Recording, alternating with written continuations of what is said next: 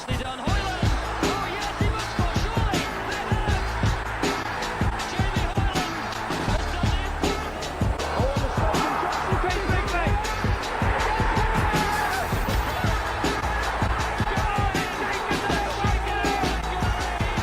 Chris Hussey's got space in defence. Hussey inside the box. Tries to square it back. An opportunity.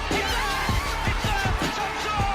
And Berry take the lead. One leaves a crowded base with the very important goal there. He's got the right foot. He shot. Oh, what a big goal. And still, the mighty Shakers. Hello and welcome to the Mighty Shakers podcast, Series 3, Episode 3, proudly sponsored by A2C Ventilation, BIMTech Engineering and iLevel.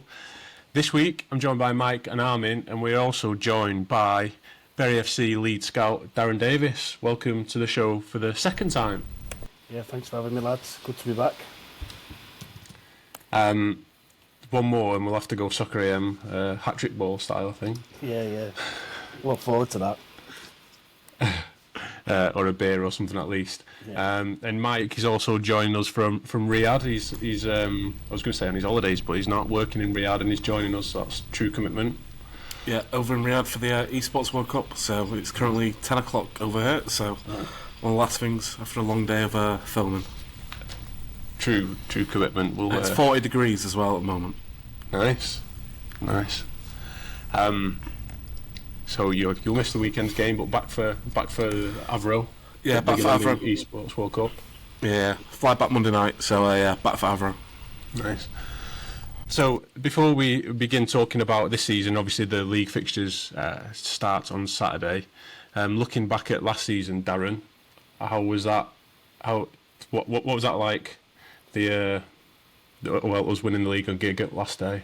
I mean, the whole season was full on. The counties is just relentless, isn't it? It just keeps coming at you the games. I think obviously been in the last 15 league games. If you'd have told that we were looking at the running, if we'd have thought we'd have had to win every game, I think that might have worried us a little bit, but we did take it game by game and the lads just got stronger, didn't they? I think I was thinking about it afterwards and the season before with the disaster of the playoffs final. You kind of move on from success a lot quicker than you do failure. So you work hard all year. I mean, that day at gig was just unbelievable. I didn't think I'd get close to having an experience that I got of winning a cup final at Wembley with a club, but that was at least on a par that day. In fact, given the impact that it had on so many people and the crowd, I think a lot of me puts that even higher than the win at Wembley. It was just an incredible day. I think the nerves relaxed quite early on. Managed to relax quite early. The sending off came, the goals came, and it became a very relaxed affair for us in the stands watching it. And but the scenes at the end are just, I don't know. When you come into football, that's what you do it for, isn't it? It's just soon after Macca had us out at games. Days the next week, preparing for next season. I actually went to watch Kai Evans play for Norwich the Saturday after playing Wigginshire away, which is a bit of a come down from the week before, but it just shows that that effort. When you get the success, it's all worth it, isn't it? So start building for this season, see if we stop last season.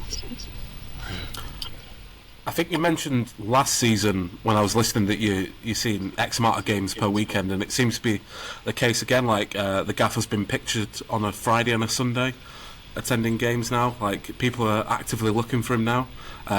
Someone packed him at the Northwich FA Cup game on the Sunday. I think he'd been to watch Ryan Atkinson, obviously making his debut on loan, and then someone said he'd been watching the game on the Friday as well. So everyone's looking out for you guys now. On the Friday night, he was out as well. He went to. I'm trying to think where he went now. To Whitton, maybe to Whitton. The guy went to Warrington Town, surely. Yeah, so that was a Friday night. Yeah. But Macca, he'll go out and watch games. If we're not playing, Macca's out as much as me, really. Yeah, so he loves watching football anyway, but he's always got something in mind. I suppose he's always felt that the more football you watch, it can't do any harm, can it? It can only give you more knowledge, really. That is a fantastic excuse to be watching football, isn't it? If Mrs. is ever asking. Worst thing to do. Yeah. So how has your summer been then? You mentioned you were quickly watching games immediately after we won the league on that day. Have you managed to have a bit of a break? And Yeah, no, yeah. I was thinking before, it's probably the longest break we've had for a while, given no dramas of playoffs, won the league, county season finishes earlier than the NPL. The NPL obviously starts later than the counties, hence I think there are a couple of games in an FA Cup game, aren't they, in the counties now, and we're only starting our league season on Saturday with the FA Cup last week, so it's felt like the longest break we've had in terms of watching football. We've obviously been back in for 6 weeks or so now with training. I get to train in a little bit more, obviously when the games aren't there. But yeah, beyond that, I've been on a couple of holidays and a bit more time walking the dog, trying to get a bit fitter myself, longer walks with the dog so she'll get a shot when we're back to reality. So yeah, it's been nice. I mean, there's constant conversations happening in the background with everyone. Obviously, Mac has added to his management staff with Craig Carney this summer as well. So, but yeah, I would say it's felt like a proper break this time, and I'm not sure we've had that for a couple of seasons really. So yeah, it's been nice. But I'm definitely happy to be back watching competitive football. Pre-season football it's difficult in my role. There's only so much you can take from it really. So to write my first report last week and get the one for Newcastle done earlier this week was nice. It feels like we're back now, and I think we're ready to go. Yeah. How much pre-season have you been able to catch yourself? I think I've done maybe about 8 or 9, 10 games across the summer. Mixing that up with going to training as well. I've been to some of our matches, which is always nice for me, particularly seeing the new players come in, seeing how they gel. It's enjoyable going to training. I think because I'm not there all the time, I can see the work that's being done and you can see the progress on it. I think when you're there every session, it's probably harder to see. What I will say is, I think the players that we've brought in from the first session that we had, that's the best base I've ever seen. The quality that was on show, the kind of experience and football intelligence that these lads have got has probably made that easier. Having said that, to see the development now into some of the games that I've watched and watched back, over such a short space of time, it's a really good base to build on. I thought last season the squad we had would be challenging in the NPL West, and we definitely added quality to what we had last year. So hopefully that it's got to translate itself, hasn't it, into league form and the competitive aspect. But we've had a really good pre-season. I think other teams, although it is only pre-season, will have seen the sides we've played and the results we've had. It will probably even be a little bit more up for the games, more than you can be when you're playing Bury anyway. But yeah, we've just got to see that, in competitive action now, haven't we, and hope that all the hard work that's gone in will get us off to a good start, because it's not the easiest on paper start to the season for us, really. It's tough games. You mentioned there about having breaks and stuff. Speaking for yourself and obviously a wider management team, does that feel like almost like a refreshment compared to last year? Like you feel a lot more fresher going into it, you're enjoying it more, because obviously like you have the playoff loss and straight away how do we bounce back, whereas this year it's like we've won the league, let's take a break, assess it, come back and go again.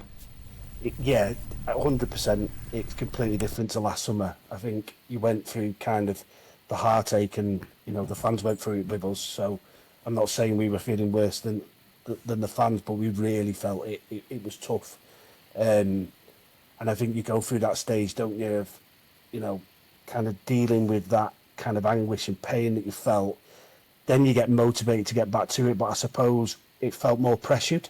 We had to really get off to a good start. We really wanted to prove that, keeping Macca and Tim and the rest of us was the right thing for this football club. And I think there was real pressure there. I think once we got off to the cup run, the FA Cup, we spoke about it. It's great to win a cup run, but we knew it would have an impact down the line because the league is so relentless. But what that brought was such a good atmosphere. It just felt, everything felt good.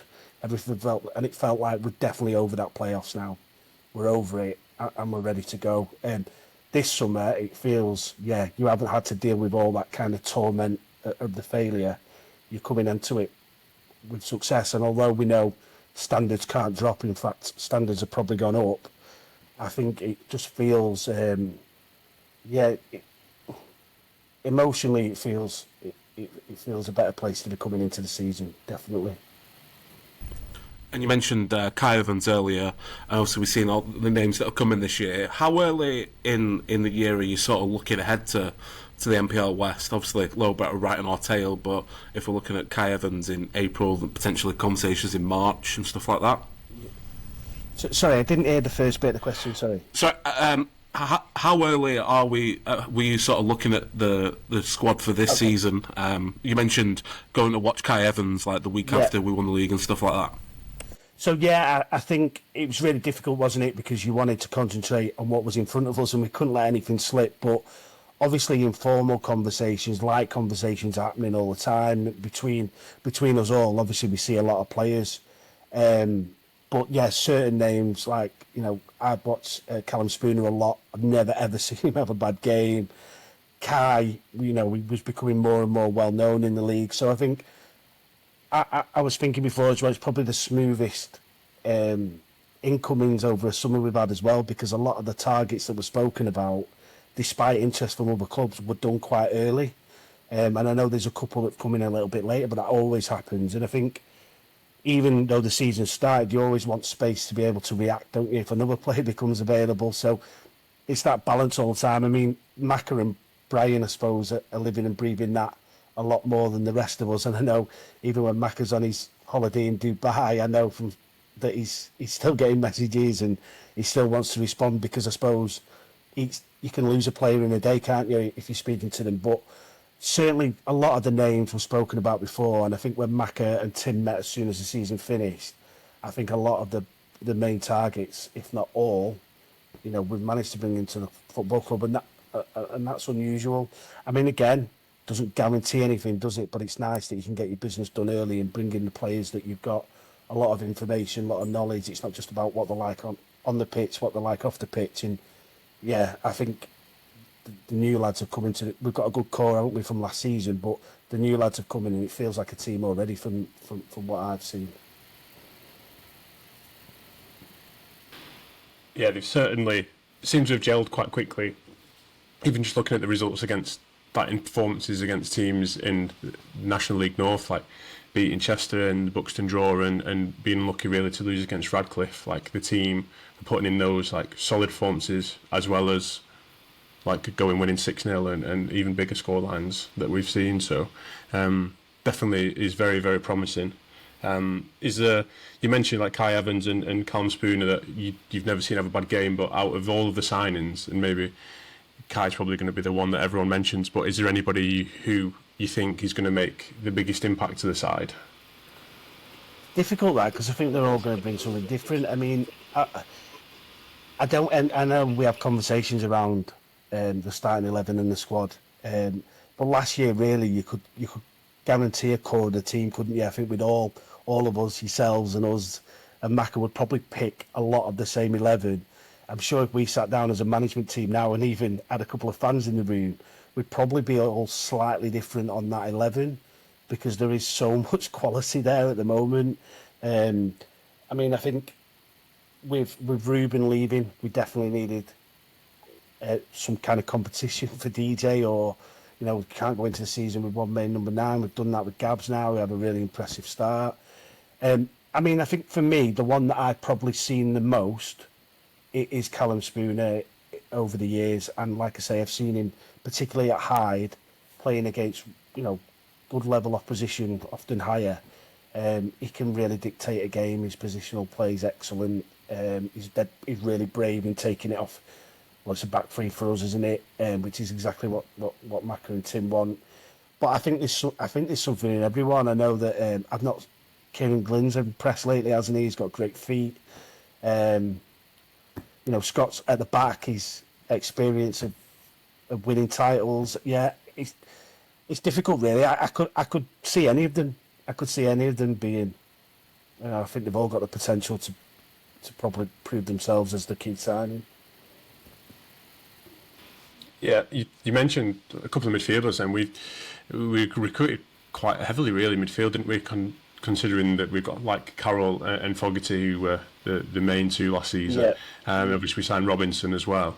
Owen, so which is obviously he's got injured, and he was really starting to kick on then as well. Like he felt like he was really found his feet in the team. He doesn't stop running. We've all worked with him before. Yeah. He's a really good signing for us. Really good, Owen. You know, he's got quality, but he just doesn't stop, and his standards are through the roof. You know, the other players will know about it if they give the ball away and make their own decision.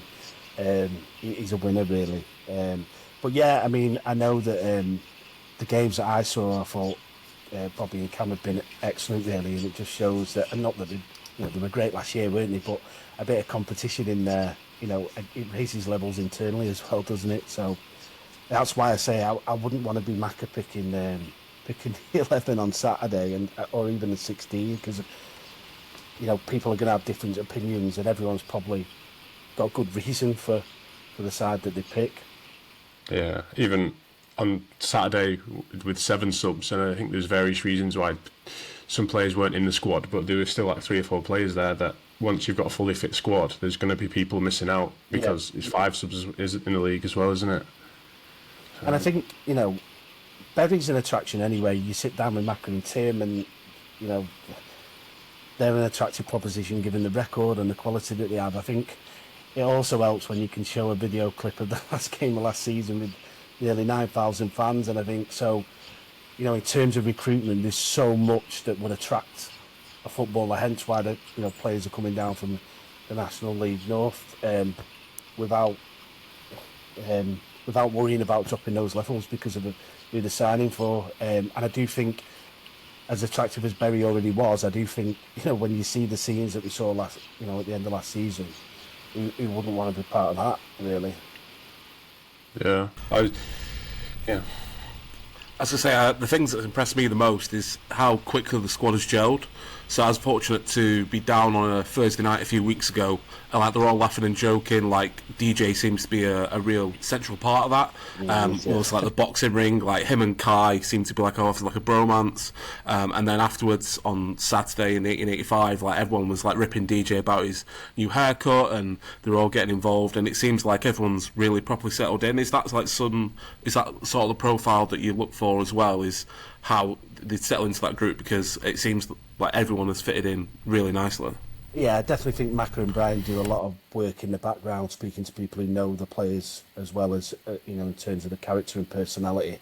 And I think over the years, we've probably all had experience of bringing in that player who looks quality on the pitch, but you've heard a few funny, worrying stories around the character, but you take that gamble. I think those days are probably gone now, and I'm not saying a player can come and not settle. That happens, doesn't it? But I think that's a huge part of it. That kind of research into a player's background, definitely takes place. And what has helped is that I think when you're around quality as well, it helps if you're a good footballer. People appreciate you. They can see why you're there. I think if you've got someone who comes in and struggles a little bit and they're in your position, you're thinking, why are they here? But there's none of that, because I think everyone's appreciated the quality that's around him. And I think a lot of credit goes to Tim in terms of what you're seeing on the football pitch, in terms of the way that it doesn't look like a team it looks like a team that's played the season together from the bits that I've seen. And really that's from Tim progresses his training week on week with a plan to build. For the FA Cup last week, it was all about we need to be at this level at week 1, and we build on it. And I think, a lot of that's down to Tim as well, really. And I think if you're confident with each other on the pitch, it helps your relationships off it.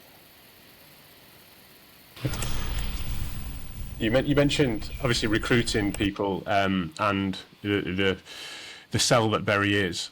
We've basically kept most of the squad. I think it looks like we've kept everybody that we've wanted to kept. I think there's 14 or 15 players that we kept from last season.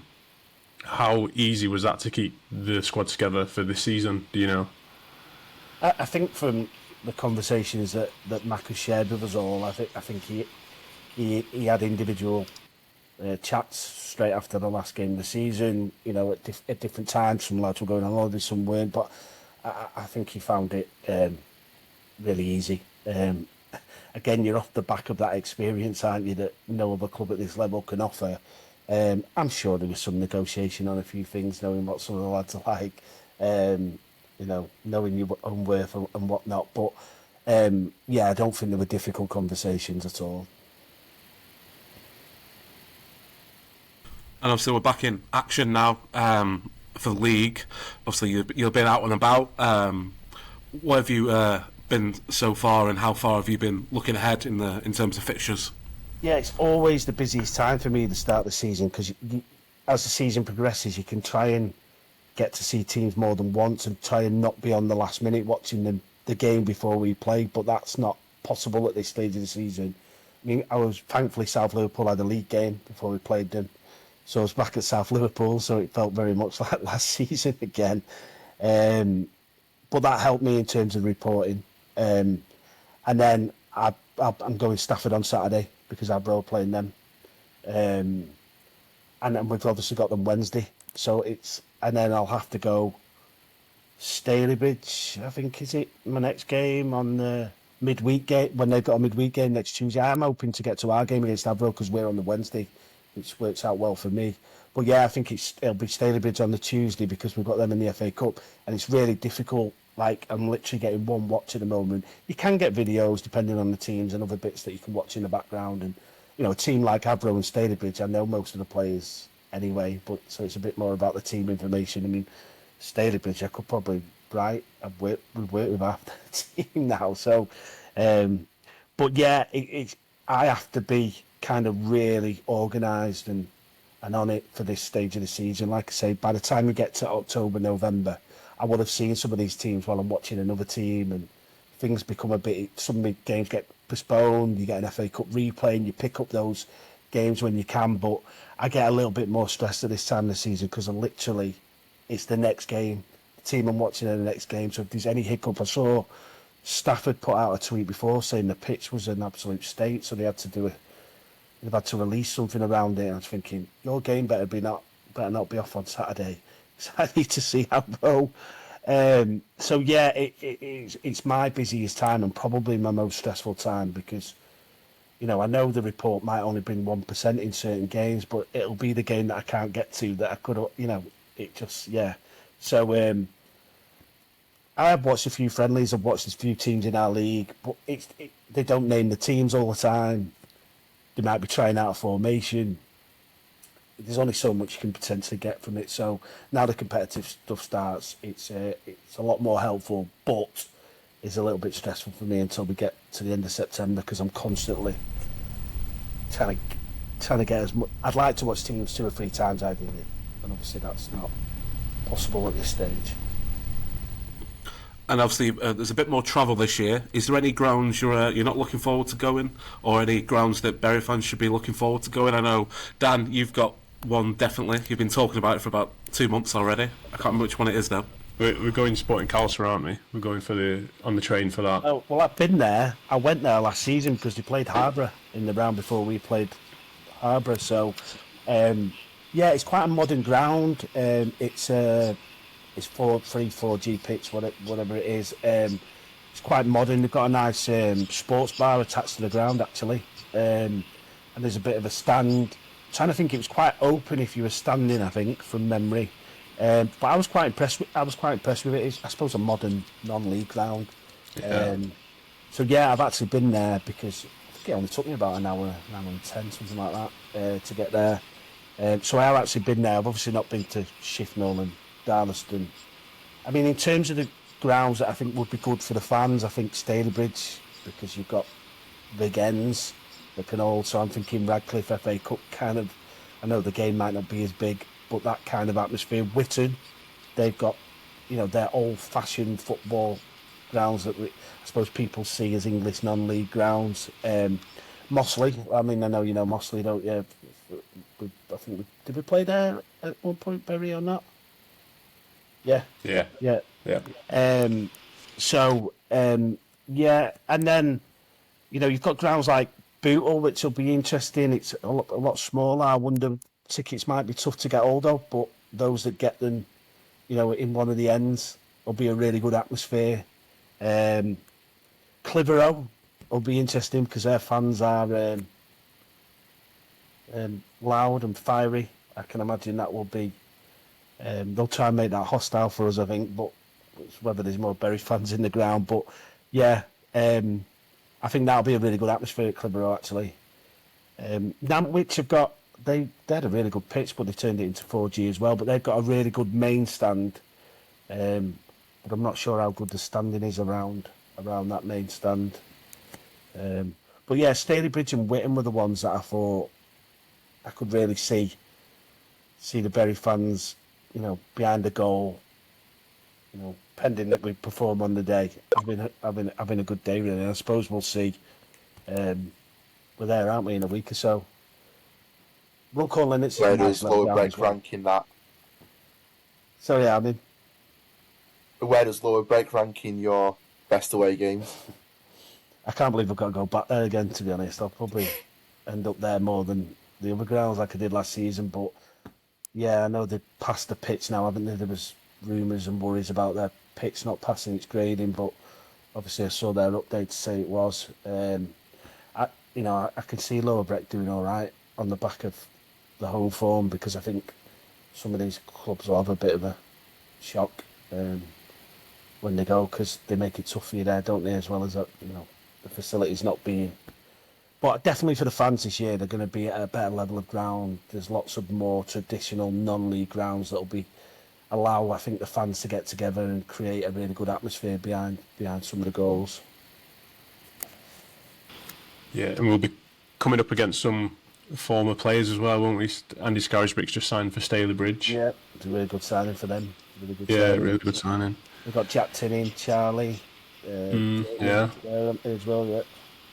Yeah, they've got quite a few. Who was I just going to say now? Ollie Jepson's at Kidsgrove. Yeah. Tom Pope. Tom Pope's manager there as well, isn't he? Yeah, they're interesting characters, the two managers. Again, I think that'll be quite a good away day, to be honest. They have, I don't know whether they call themselves ultras, but they have a little hardcore of fans that like to be a presence on social media at least. Yeah. I'm sure. We signed Ollie Jepson from Kidsgrove, didn't we? Yeah. Yes. Yeah. We did, yeah. It was that because he came on. Yeah. That's when he came on, and he was telling us about when he was kicking off and things like that. Or his mate had sent us a story about it, telling us about when it was all kicking off. And they've got Sol Shotton plays for him, was injured, and he was gobbing off on social media about Bury and us reforming and stuff. So I get the feeling that they're going to try and make it look like a little bit of a rivalry. Was he at Bury as a kid? Yeah. Right. Okay, that makes a bit more sense. Yeah. But I think he says that he got quite badly treated, or his dad said he got quite badly treated. So I think that's why there's a bit of taste to the tweets that he was putting out, and he was on the wind up with certain people. I think he left us to go to West Brom. West Brom, yeah. Yeah. So we couldn't have done that badly if he ended up going to West Brom, but it's not a bad move, is it? Yeah. We did. I mean, we had a lot of youth players who went up the pyramid, didn't we, around that time? But yeah, so it should be interesting, like you said, with these grounds and a few trips over to Stokeway. The M6 as well, and getting used a lot this season, hasn't it? Today's episode of the Mighty Shakers podcast is brought to you by iLevel, the UK's biggest name in sunglasses and reading glasses, and proud supporters of Bury FC. Based right here in Bury, iLevel have been in the game for over 30 years, offering more than 1,000 styles, from sports shades to festival fashion, classic gents frames to bold women's looks, and even safe, stylish sunglasses for the kids. They've also got a brilliant range of reading glasses, perfect for everything from your holiday novel to scrolling socials. And just for Mighty Shakers listeners, iLevel are offering 10% off and a free gift. Just use the code Mighty Shakers at checkout. Search for iLevel and Mighty Shakers online, or head straight to ilevel-uk.com. iLevel, proud sponsors of Bury FC and the Mighty Shakers podcast. So on to next season then, and our aspirations. What are the thoughts within the management team and the club? Are we going for another promotion? I mean, I think we fully expected being in and around it. I think if we're in the pack, Christmas time, turn of the year, we'd be happy, and I think there's lots of experience within the team and the management team, and even the fans now, of how to handle that pressure and of a promotion running. I think that would hold us in good stead. I think I put it on Twitter. Mac has always had every full season he's won promotion in non-league, and I'm not saying that can last forever, but it does bring a lot of experience to that kind of situation. You know, I'd be lying if I said the expectation isn't that we get ourselves in and around the top end of that table, and you know, with the players that we brought in on the back of what we've already had, you know, with a lot of hard work, which I know will happen. You know, we want to be in and around it, you know, and hopefully we can get where we need to be, because in some ways, I think I said I might have said it on the last time I was on the podcast, but I've certainly said it to a few of you. In some ways, I think this league suits us a little bit more than the counties. I think the better standard of grounds, better standard of pitch. Is kind of, I always think when you're in this league, it feels like a proper non-league football game. So the crowds are a bit bigger. You're at the stadiums, and it's not as relentless as the counties. You know, up until January last year, it was just non-stop. And I know that Tim always said, didn't he, and Mac, if we get down to one game a week, you'll see the best of us. And there's lots more opportunity for that in this league. So, you know, definitely you're obviously up against better opposition generally across the board. But I think there's a lot in this league that suits us more than the league that we come out of. Yeah, obviously it's in different scenarios, like some cup games and friendlies, but we've always performed really well against teams when we played in divisions above, like the FA Cup run last season. Every team was above us in the league, one division or two or some three, like Radcliffe. So we've always played well in those games, and even then, like the friendlies this summer. So always looks promising, but it's just easy to get carried away.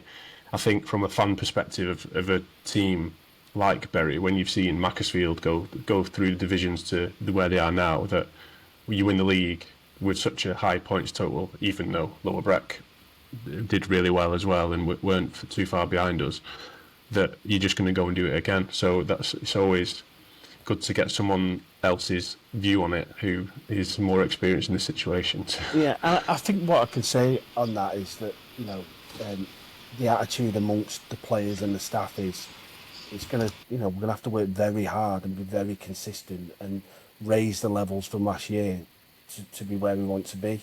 So I don't think there'll be any complacency from our side on that. But at the same time, you know, given the players that we've got and the players that we've brought in, you know, we've got to be thinking of being in and around the top end of the table, and at least in those playoff spots. And I do think that if we're in that pack come the turn of the year, I'd be very, very confident that we'd have enough about us to get over the line. Talking about that pack that we'd been in and around, are there any sides, maybe it's too early to say, but are you looking at in the league and thinking that they'd also be in and around that pack as well, who would be potential title challengers? I think it is difficult, actually. When we were in this league with Rylands, Runcorn Linnets were very good, Workington were very good, Marine were very good. I mean, both those sides have gone on to play higher. Mossley had a really good side. And we went into the season knowing that. I think with this one, is it Chase Town? I think, I don't know loads about, but I believe they ended the season quite well, and really want to, you know, we've got a lot of ambition. I think Runcorn Linnets have done some good business this summer, but it is, and then the other teams that have joined us from the Midlands, I don't know loads about. I think Stalybridge have obviously invested in their squad. But yeah, I think it's more difficult than it's been in the past to pinpoint where the challenge would be. I know that Trafford had a good start last season, didn't they? I know they fell off a little bit. Vauxhall Motors were expected for many people to be certainly down the bottom fighting relegation, and they ran a good run.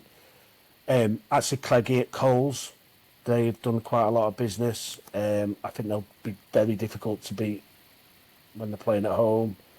There'll always be a surprise, won't they? I mean, I always find that some teams start the season really well that you don't expect, and then sometimes fall away. Some teams you would expect to be up there don't have a great start, and then they come through at the end. I think Hensford did that last year.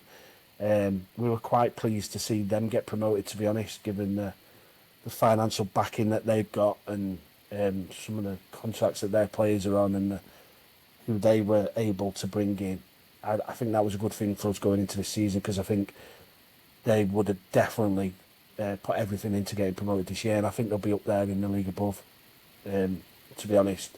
So I don't think that was a bad thing for us. But yeah, it'll be interesting. I know we're doing the prediction, aren't we? The kind of Super Six, and I was thinking it's been really tough at first, isn't it, in those first few weeks, because but hopefully come September, October time, you can become a bit more consistent with your predictions. Well, that leads us nicely into it, because I was thinking exactly the same thing when I was doing my predictions, that I've got absolutely no idea about some of these teams. Difficult. So, yeah, we can start then with the predictions. So, obviously, Darren, you're joining us from a point of view of Bury, so you're representing the club against the podcast, and then we've had, I think there's about 40 people who have joined the league now so far. So there's still time. If people haven't joined our predictions league, I've done it. They can do. Sorry, tell everyone else then. Yeah, sorry. Telling me. Sorry, I've ruined that now, haven't I? No, sorry. So yeah, if you haven't joined yet, then you can do so before Saturday. We'll share the link again on social media with this episode. Will's choosing the fixtures each week, so there'll be 6 each game week, so to speak. So after these, then I assume that there'll be some for Tuesday and for our game on Wednesday. We'll start with the main fixture then, that we probably know a little bit more about, which is Bury versus Newcastle Town on Saturday. Mike, what score have you gone for? I need to submit mine yet, but I'm going 3-0 Bury. 3-0 Bury, very confident. Armin? 4-0 Bury. Sorry, can you repeat that please, Armin? 4-0 Bury. 4-0, even more confident. Yeah. I've gone 3-1 Bury. And Darren? I watched Newcastle last week. They looked very well coached. They didn't play the best side in the FA Cup. I think they'll come and be quite organised. The 2 up top were a presence, but I've gone for ease us in a 2-0 win. Be nice and solid at the back and take our chances. Take a chance in each half maybe. So 4 different scorelines there. This could get quite interesting as we go down these different fixtures now. I'll always be a bit more pessimistic with doing Bury ones, I think, because I don't know. I just find it hard. It's the same when if I did it with United. I just find it. I think if it just goes against you if you go too big. But yeah, I think 2-0's reasonable. Anyway. Well, if it's anything like last season, then you might be best off going for some big scorelines. Vauxhall Motors versus Stalybridge Celtic. Mike? I'm going 2-2 here. Obviously, as Darren mentioned, 2 sides that finished the season well. Vauxhall just in the playoffs, Stalybridge just outside. So 2-2, Scarrows Brick to score as well. Armin? I've gone for the exact same 2-2. I've gone for a draw. I've gone for 1-1. And I've gone for 2-2 as well. 2-2. Oh. 3 2-2s. Everybody loves a Desmond. Yeah, good game to kick off the season if anybody's going to that. Shifnal Town versus Clitheroe. Yeah, I'm going 1-0 Shifnal Town. Obviously, it's a bit more of a journey for Clitheroe than it will be us. They've obviously been moved up, but also a bit to the side, aren't they? Because coming from the Midlands League. So, 1-0. Yeah, obviously Carl Bennett, former Shaker, is playing for them as well. Yeah. I love that you're bringing the information here, Mike, and some thought to the predictions. Someone has to. Yeah, someone has to. You can have as well as Darren, of course. I want to do the report then now if you know him. Yeah, he's after a job, I think. Armin? Yeah, unfortunately, I don't have the stats to back my predictions. I'm going to go 2-1 to Clitheroe. And I may as well just completely repeat what you just said, because I've gone 2-1 Clitheroe as well for no other reason than just fancying I've Clitheroe. gone 1-1. I think a side in a new league at home will be well up for it, and a bit of travelling for Clitheroe. But it's based on very little, to be honest. But yeah, 1-1. Atherton versus... Oh no, sorry, I missed one out there. Witton Albion versus Chase Town. Going for a 1-0 Chase Town win. Like, Witton just outside the relegation last year, and Chase Town obviously finishing the playoffs. And I was reading a blog from the journo that you linked. I can't remember his name, and he was saying how they're like one of the teams to watch this year. So yeah, go for a 1-0 away win. Yeah. And he did say that we were going to win the league, didn't he? So I would take a lot of notice of what he says. Yeah, he knows what he's talking about. He knows. Armin? Yeah, another one I've really thought about. I'm going to go 3-2 to Chase Town. I've gone 1-1. Darren? I've got 2-1 Chase Town now. I've actually seen Witton over the summer. Max Harriott was playing centre mid actually in that game. I don't know if that's something they're looking at doing over the season, but just on the basis that I think Chase Town might be in and around it, and I suppose if they are expecting to be so, I think they might pick up a win. Not an easy place to go, but I think they'd go in expecting to win. So I've gone 2-1 Chase Town. Atherton versus Nantwich Town. I'm going 2-1 Everton. Obviously, you mentioned Clegg already. He got him out of the relegation late last year. He's brought in some decent signings. Obviously, he's got Nicky Hunt now in the coaching staff as well to pass down his experience. So, yeah, 2-1 Everton. Armin? I'm going to say exactly what Mike said without the commentary, the analysis. 2-1. I've gone 2-0. 2-0 Atherton. And Daz? I've gone 2-1 Everton. You guys copying each other here, I think. I put it in on the app. I've already put them in. I've submitted my prediction. This is the only thing about doing these predictions as well. Someone could go and copy them. So maybe towards the end of the season when I'm top, I'll have to start the business keeping mine end when secret. every score matters, yeah. Yeah. Can't be sharing them then. I'll have to go live after Saturday, 1 minute past 3. In the final game, we got is Trafford versus Darlaston Town. I'm going for a boring 0-0. Like, I know they lost Rio Clegg, didn't they, to Radcliffe over the summer, who was like one of their main goal threats. That was a really good goal the other day for that. I saw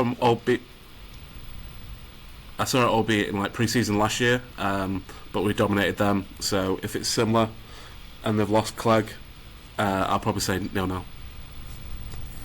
Yeah, Armin? I'm pretty sure Mike's seen my predictions because I've gone for a 0-0 as well. Right, well, I'll tell you that I've gone for 2-1 Trafford, and then Daz can tell you he's gone for 0-0. No, I've gone 2-1 Trafford as well. Oh, yeah, there we go.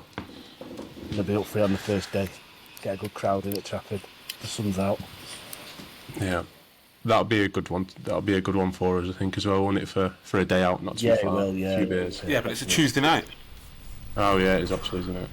They put two of the better ones on Tuesday nights. Everton's last game of the season. I was looking today actually at the games that could get rescheduled because of the Cups, and I don't know whether it's a coincidence or not, but I'd say 90% of the ones that could get rearranged are all scheduled to be home games. So do you know if we've requested that from the league, Darren? I wouldn't have thought Or so. just a coincidence? No, I wouldn't have thought we'd have done that, no.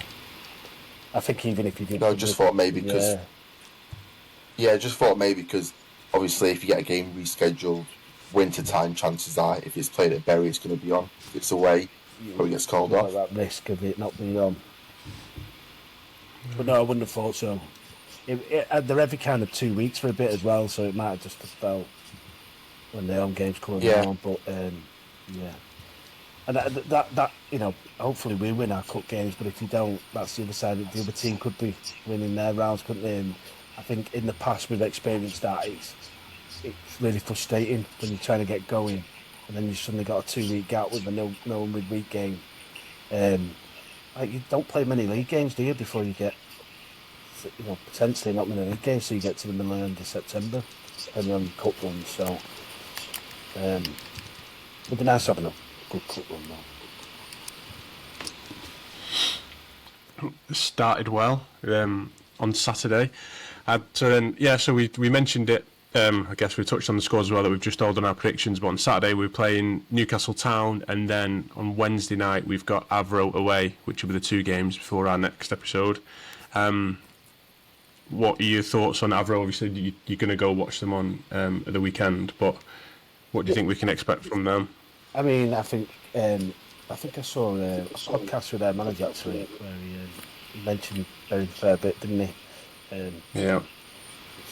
I suppose it's one point of view on it, but I expect them to be organised and really up for it. I mean, I've looked, as part of the bit of research you do before the games, they've got a lot of players from last season. Obviously now, he was the goalkeepers, the manager, he's obviously kept a lot of them. He has brought in a few, and I think like some players have left, haven't they? Benito and a couple of others, but I think the core of the team that we played last season is there, to be honest. So it'll be, I suppose I'm more interested on Saturday about what shape. I heard in that podcast mention a couple of ideas of that he's got. So, but I think what we will get is a well-organised team who will be very up for it, with the fans behind them. They like to have a bit of rivalry, don't they, going back to when we were both chasing promotion the year before we arrived. So I think it'll be a really intense evening,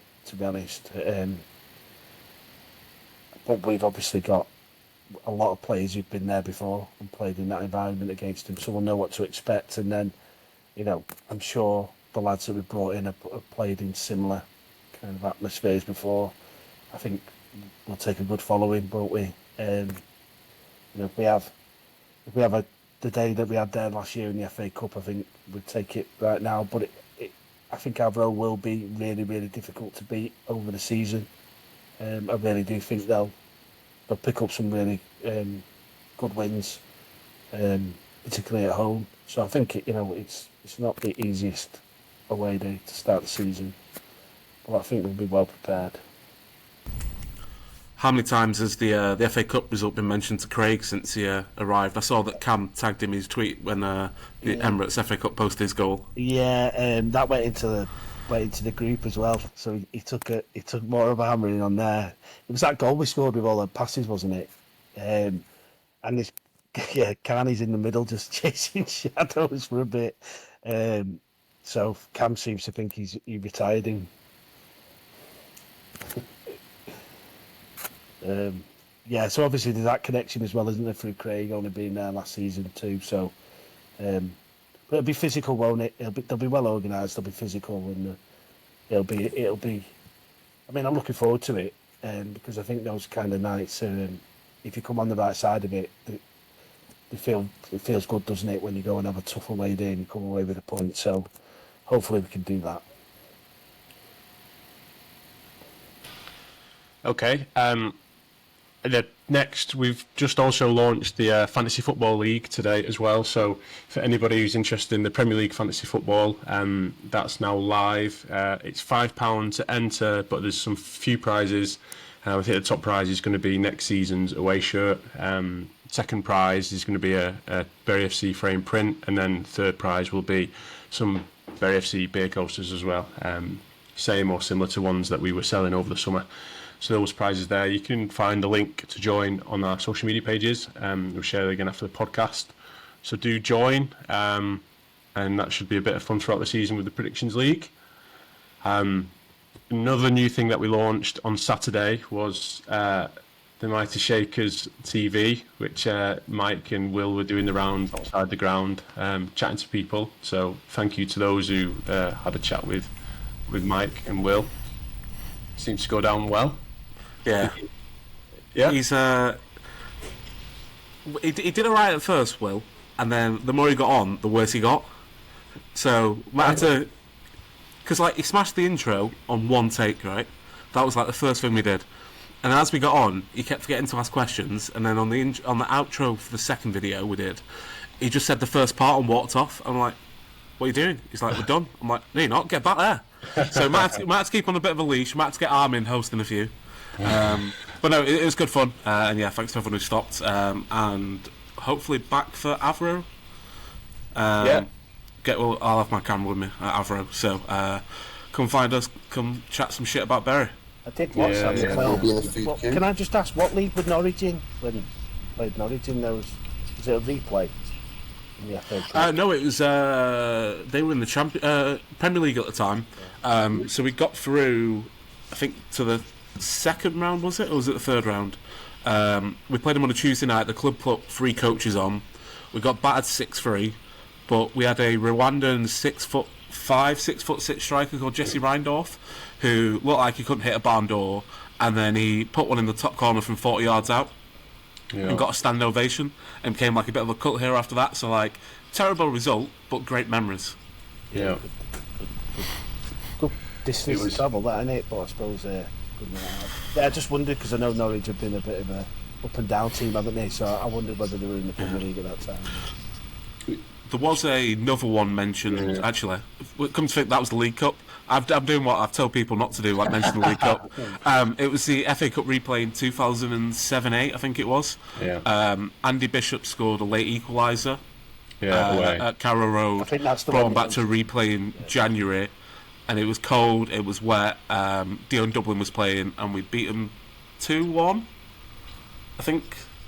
I remember being in the Manchester Road end, and it was like really good atmosphere. Yeah. But yeah, that was a highlight of my young times watching Bury. Yeah, 2-1. You're right. 2007, 2008 as well. You got some good knowledge. You. Ben Futcher also scored, and then we got beat off Southampton. Then didn't we in the next round? Yeah. Away. That's when we had Richard Baker on, didn't we? And he was telling us when he hit the bar. Yeah, well, we could have gone 1-0 up, and everyone he's like through on goal, and he misses it, and then was it Gregor's Raziak? He scored 2, didn't he? Yeah. After that, yeah, good times. Good trips. Yeah, we had Norwich within space of a few years, didn't we? Yeah. So yeah, Avro I think will be the next one. As Will and Mike are both away on Saturday, and Armin doesn't want to help me on Saturday, so it'll be Wednesday night with a hostile atmosphere to TMS TV. It could go a bit like Arsenal fan TV, I reckon, and a bit of Avro aggro. Should be interesting. And then I think the Shaker shout out has to go to supporters of Morecambe FC with everything that's going on at the moment over there. It's looking very bleak for them. I think they've got a couple of weeks left before the deadline that they've been given by the league. So good luck to them. Hopefully they can get sorted, but seem to be in a very similar situation that we were back in 2019. So yeah, fingers crossed they can get sorted. But any Morecambe fans that you see at the weekend who have been invited down free of charge, buy them a beer, and yeah, hopefully we can put on a show for them, because I know it might be tough watching another team at the moment, so fingers crossed it'll be a good game for them. Yeah. So yeah, on to Saturday, and I'll be there, Armin will be there, Daz will be scouting. If the pitch is playable.